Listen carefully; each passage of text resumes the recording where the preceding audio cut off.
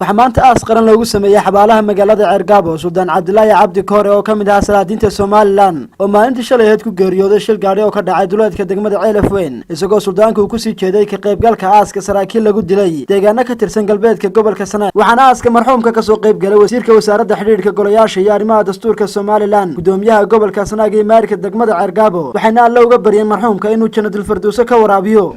waxaan halka maanta taasi uga dirayaa أهلكي يقرابتي وكبحي سلطان عبد الله عبدي وكجريودي شيل قاري يسوق كشرة حول نبضات وبريهم به أرمها النبضة كشرة كان نبضة هاي الجدي عيل في الأوف دي النبضة سلطان خليه إلهي ولا حرسته كفر كان الله واسعيه أهلكي يقرابته waxaan qirayaa inuu haas nin nabadeed nin ahlu diin ah ahlu cibaada ah ilaahay naxariistiisa ma ka waraabiyo ehelkii iyo dhammaan ummadda reer Soomaaliland ilaahay samiriye iman ka siiyo isagana jannatul firdaws ilaahay ugu deeqo ilaahay sidan haanu maanta joogno Suldaan Cabdilaahi Cabdi Koor oo shakhsiyadiisa laga sheekeeyay suldaanka lama soo koobi karo shakhsiyadu lahaa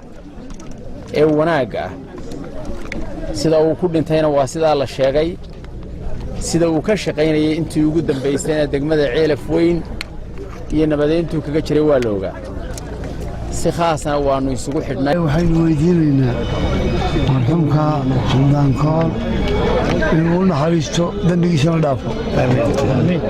ummadii eerka wahayd dhammaantoodna samiriyeedaan ka siiyo ummadda reer Sanaag oo dhan iyo reer Soomaalilandba inuu ilaahay samiriye imaan ka siiyo isagana ugu deeqo jannadii aynu ilaahay weydiinaynaa ahlu jannu aha nabad buu ka shaqeynayay wuxuuna ahaa kuna sultana suldaankii nabadda suldaan dhawalla waxaanu leenahay isaguna wuxuu ku suntan yahay salaadiintii nabadda ee Ceelafweyn ka shaqeynaysa waxaanu leenahay salaadiintu magacun bay wada sidataaye sida salaadiintaas oo kale nabadda u heelan ayaa laga rabaa reer Sanaag iyo reer Soomaaliland oo dhan inay yimaadaan oo nabadda ka shaqeeyaan oo ay janno shaqaystaan koor wuxuu ahaa shakhsiyad ku geeriyootay 2 sano dhexdood sulx buu ka tagay oo Ceelafweyn ku hayay oo baanu socon sulx kale socon waa maqaam inta heshaayadu yar tahay waxaanu baa 8 bilood oo dambeeyay ninkaas uu shaqaan sulx ahayn iyo dadka soo dhaweyntooda kama shaqaynin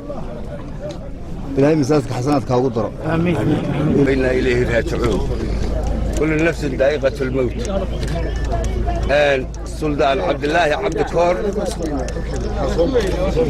oo aaskiisii aynu taaganahay waxa sheegay maamulka gobolka iyo garaadada iyo sulaadiinta iyo xuqaasha wuxuu ahaaba sheegay ilaahay taxariisadii iyo qaraabadii uu ka tagay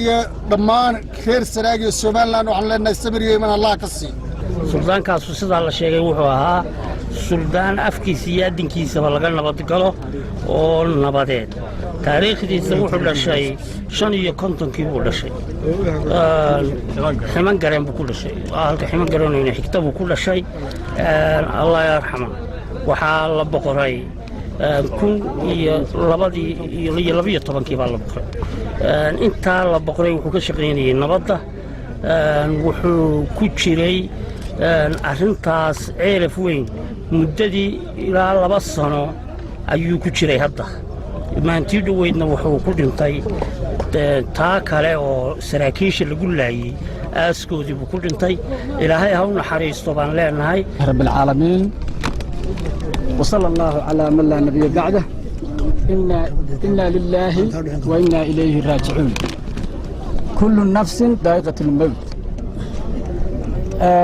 aniga oo ku hadlaya afka madaxweynaha oo runtii soo diray wafdi ballaaran oo ka kooban golaha wasiirada golaha dhaqanka iyo saraakiisha qaranka oo saaka ku kala sugan gobolka Sanaag iyo gobolka Saraar waxaan tacsiyad qaran u dirayaa eheladii iyo qaraabadii dhammaan baa ay ka geeriyoodeen saddexda shahiid oo suldaanku ugu horreeya iyo labada sarkaal oo dhammaantoodba ahaa adeegayaasha qaranka oo suntanaa oo huwanaa horumarinta nabadgelyada iyo hannaanka dimuqraadiyadda iyo shacabka somalilan waxaan ilaahay uga baryayaa suldaanka iyo saraakiishaba in ilaahay naxariistiisa cabdirashiid cali telefishinka caalamka horyaal 24